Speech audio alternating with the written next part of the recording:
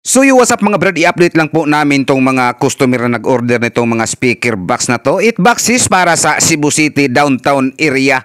4 boxes na D12 mid-high bullet at saka MCB D18 4 box.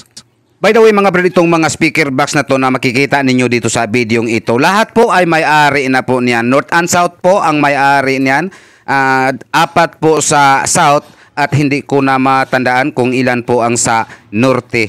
Yung sa taga Masbate po, another Masbate, may nagpabook po sa amin ng D12 mid-high turbo.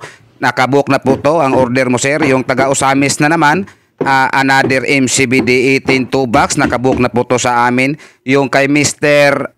Istanil Tatoy ng Negros o Gihulngan, nakabook na po to sa amin yung D12 full range mo sir. Yung taga Pagadian naman, nakabook na po to sa amin sir, yung MCB D15 mo. At saka taga Escalante Negros, nakabook na po to yung 4 box mo sir, 2x2 setup, D12 mid-high bullet at saka MCB D15. Nakabook na po to sa amin sir, nakaschedule po to ngayong March 31. Nagdalawang isip po si Mr. Customer, ito ba ay pipick upin niya or ipasip namin via series. Yung taga Kalinan Davao, shout out po sa iyo Mr. Bitas, naka-schedule na po to, baka ngayong darating na Huwebes sir, isisip na po to namin kasi nakahanda na po yon. Ang kulang yon ay ang mga bill of lading na po sir, baka ugma magkuha na po kami ng mga bill of lading. So sa iyo Mr. Bitas ng Kalinan Davao, shout out po si sir. Yung sa iyo ay nasa loob na po sir, nakahanda na, nakabalot na po ng plastic. At yung sa taga Mandawi naman, 2x2 sit up sir, nakabook na po to ang sa iyo, pero hindi pa po to kasali dito sa bidyong ito, pero nakabook na po to sir. So ito po ang time na nag-overtime po sila ngayon mga brad. Ayan, gabing-gabi na po pero nag-overtime po sila. Ayan.